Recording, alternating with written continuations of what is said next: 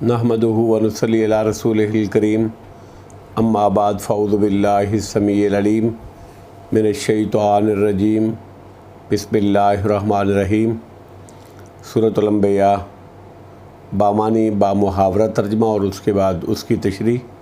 पहले बामानी तर्जमा आयत नंबर 45। कुल फरमा दीजिए, इन्नमा यकीनन उनज़िरुकुम मैं डराता हूँ तुम्हें, बिलवाही वही के ज़रिए से, वला यस्मउस्सुम्मुद्दुआ और नहीं सुनते बहरे पुकार को, इज़ामा जब कभी युनज़रून वो डराए जाएँ। आयत नंबर 46। वला इन मस्सतहुम और अलबत्ता अगर आज हुए उनको नफ़हतुन एक हल्का सा झोंका, मिन अज़ाब रब्बिका आपके रब के अज़ाब का, लयक़ूलुन्ना तो यकीनन वो ज़रूर कहेंगे, या वैलना हाय हमारी कमबख्ती, इन्ना कुन्ना बेशक हम ही थे ज़ालिमीन ज़ालिम। आयत नंबर 47। व नज़अल मवाज़ीन अल क़िस्ता और हम रखेंगे तराज़ुएँ इंसाफ की, यानी ज़्यादा तराज़ुएँ, लियौमिल क़ियामत क़यामत के दिन, फ़ला फिरना तुज़लमु ज़ुल्म किया जाएगा, नफ्सुन किसी नफ्स पर किसी जान पर, शैया कुछ भी, व इन काना और अगर होगा अमल, मिसकाला बराबर, हब्बत मिन खरदलिन राई के दाने के बराबर, आतईना बिहा तो हम ले आएंगे उसको, वकफ़ा बिना और काफ़ी हैं हम, हासिबीन हिसाब करने वाले। आयत नंबर 48। वलकद और अलबत्ता तहकीक, आतईना हमने दी थी, मूसा अलैहिस्सलातु वस्सलाम को, व हारून और हारून अलैहिस्सलातु वस्सलाम को, व हारून अल फुरकाना और हारून अलैहिस्सलातु वस्सलाम को, हक़ व बातिल के दरमियान फ़ैसला करने वाली किताब यानी फ़ुरकान, व ज़ियाअन और रोशनी, व ज़िक्रा और ज़िक्र नसीहत, लिलमुत्तकीन परहेज़गारों के लिए। आयत नंबर 49। अल्लज़ीना वो लोग, यख़शौना जो डरते हैं, रब्बहुम अपने रब से, बिलग़ैबे बेगैब के साथ बिन देखे, व हुम मिन साआते और वो क़यामत से भी मुशफ़िकून डरने वाले हैं। आयत नंबर 50। व हाज़ा और ये यानी कुरान, ज़िक्रुम मुबारकुन ज़िक्र है बरकत वाला, अंज़लनाहु हमने नाज़िल किया उसको, अफ़अंतुम क्या फिर तुम, लहू उसके लिए, मुनकिरून मुनकर हो, इनकार करते हो। अब मुहावरा तर्जमा और उसकी तशरीह। आयत नंबर 45।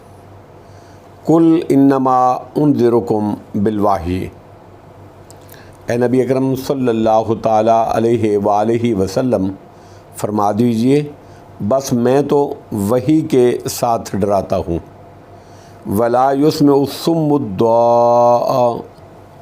और बहरे पुकार को नहीं सुनते, इज़ा मा युनज़रून जब वो डराए जाएँ, यानी वही यानी कुरान और सुन्नत सुनाकर उनको वाद व नसीहत करता हूँ, और यही मेरी ज़िम्मेदारी और मनसब भी है। लेकिन जिन लोगों के कानों को अल्लाह ने हक़ के सुनने से बहरा कर दिया है, आँखों पर पर्दा डाल दिया है और दिलों पर मोहर लगा दी है, उन पर इस कुरान का और वाज़ का और नसीहत का कोई असर नहीं होता। आयत नंबर 46। वलइन मस्सतहुम नफ़हतुम मिन अज़ाब रब्बिका और अलबत्ता अगर आप اگر ان کو آپ کے رب کے عذاب کا ایک ہلکا سا جھونکا بھی چھو جائے لَيَقُولُنَّ تو وہ ضرور کہیں گے یا ویلنا انا کننا ظالمین، ہائے ہماری کم بختی، بلا شبہ ہم ہی ظالم تھے۔ یعنی عذاب کا ایک ہلکا سا جھونکا، جھپٹا اور تھوڑا سا حصہ بھی پہنچے گا تو پکار اٹھیں گے اور اعتراف ظلم کرنے لگ جائیں گے۔ آیت نمبر 47 وَنَضَعُ الْمَوَازِينَ الْقِسْطَ لِيَوْمِ الْقِيَامَةِ فَلَا تُظْلَمُ نَفْسٌ شَيْئًا، اور اللہ فرماتے ہیں ہم قیامت والے دن انصاف کے ترازو رکھیں گے، ترازو زیادہ رکھیں گے، پھر کسی شخص پر کچھ، فَلَا تُظْلَمُ نَفْسٌ شَيْئًا، پھر کسی شخص پر، کسی بندے پر کچھ بھی ظلم نہ ہوگا۔ وَإِنْ كَانَ مِثْقَالَ حَبَّةٍ مِّنْ خَرْدَلٍ آتَيْنَا بِهَا، اور اگر رائی کے دانے کے برابر بھی اس نے عمل کیا ہوگا، نیک عمل کیا ہوگا، تو ہم اس کو تولنے کے لیے لے آئیں گے۔ وَكَفَى بِنَا حَاسِبِينَ، اور ہم حساب کرنے والے کافی ہیں۔ الموازین میزان ترازو کی جمع ہے، یعنی زیادہ ترازو۔ وزن اعمال کے لیے قیامت والے دن یا تو کئی ترازو زیادہ ہوں گے یا ترازو تو ایک ہی ہوگی۔ محض تفہیم شان کے لیے یا تعدد اعمال کے اعتبار سے جمع کا لفظ استعمال کیا گیا ہے۔ انسان کے اعمال تو اعراض ہیں، تو یعنی ان کا کوئی ظاہری وجود یا جسم تو ہے نہیں، پھر وزن کس طرح ہوگا؟ یہ سوال آج سے قبل تو شاید کوئی اہمیت رکھتا ہو، لیکن آج سائنسی ایجادات نے اس کو سمجھنا ممکن بنا دیا ہے۔ اب ان ایجادات کے ذریعے سے اعراض کا، منہ موڑنے کا، انکار کرنے کا اور بے وزن چیزوں کا وزن بھی تولا جانے لگا ہے۔ جب انسان اس بات پر قادر ہو گیا تو اللہ رب العزت کے لیے ان اعمال کا جو اعراض ہیں وزن کرنا کون سا مشکل امر ہے۔ اس کی تو شان ہی علی کل شیء قدیر ہے۔ اس کے علاوہ یہ بھی ممکن ہے کہ ان اعراض کو وہ اجسام میں بدل دے اور پھر وہ وزن کرے، جس طرح کہ حدیثوں میں بعض اعمال کے مجسم ہونے کا ثبوت ملتا ہے۔ مثال کے طور پہ مسند احمد کی حدیث نمبر 348 ہے اور 352 ہے، سنن ابن ماجہ کی حدیث نمبر 3781 ہے۔ صاحب قرآن کے لیے قرآن ایک خوش شکل نوجوان کی شکل میں آئے گا۔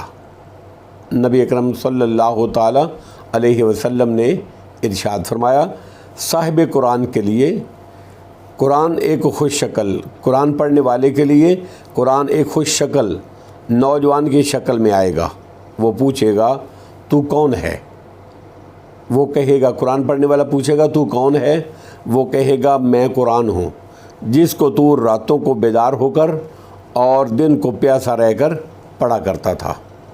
اسی طرح مومن کی قبر میں نیک اعمال ایک خوش رنگ اور معطر نوجوان کی شکل میں آئے گا۔ نیک اعمال، مومن کی قبر میں نیک عمل ایک خوش رنگ اور معطر نوجوان کی شکل میں آئے گا، اور کافر اور منافق کے پاس اس کے برعکس شکل میں آئے گا۔ اس کی مزید تفصیل سورہ اعراف کی آیت نمبر 7 میں ہے۔ القسط مصدر اور الموازینہ کی صفت ہے، معنی ہیں ذوات و قسط، انصاف والی ترازو یا زیادہ ترازو۔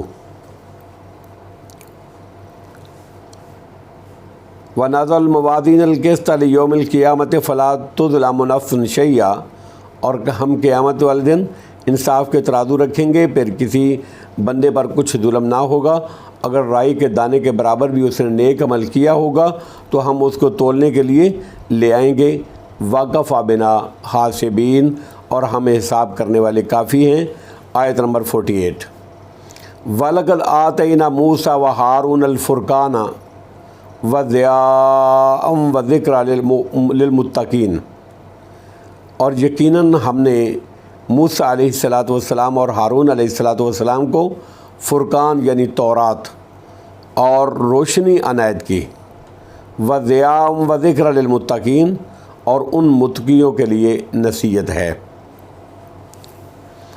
یہ تورات کی صفات بیان کی گئی ہیں جو موسیٰ علیہ السلام کو عطا کی گئی تھی، اس میں بھی متقین کے لیے نصیحت ہے، جس طرح قرآن مجید کو بھی ہدی للمتقین سورہ بقرہ کی آیت نمبر 2 میں کہا گیا ہے، کیونکہ جن کے دلوں میں اللہ کا تقوی نہیں ہوتا وہ اللہ کی کتاب کی طرف توجہ ہی نہیں کرتے، تو آسمانی کتاب ان کے لیے نصیحت اور ہدایت کا ذریعہ کس طرح بنے۔ نصیحت یا ہدایت کے لیے تو ضروری ہے کہ اس کی طرف توجہ کی جائے، اس کو سنا جائے، غور سے سنا جائے، پرکھا جائے اور اس پر عمل کیا جائے اور اس میں غور و فکر کیا جائے۔ آیت نمبر 49 الذین یخشون ربہم بالغیب وہم من ساعۃ مشفقون، جو اپنے رب سے بن دیکھے غیب کے ساتھ بن دیکھے ڈرتے ہیں اور وہ قیامت سے بھی ڈرنے والے ہیں۔ یہ متقین کی صفات ہیں، جس طرح سورہ بقرہ کے شروع میں اور دوسرے مقامات پر بھی متقین کی صفات کا تذکرہ موجود ہے۔ آیت نمبر 50 وَهَذَا ذِكْرٌ مُبَارَكٌ، اور یہ قرآن بابرکت ذکر ہے، انزلناہ، جس کو ہم نے نازل کیا ہے۔ اللہ رب العزت فرماتے ہیں یہ قرآن بابرکت ذکر ہے جس کو ہم نے نازل کیا ہے۔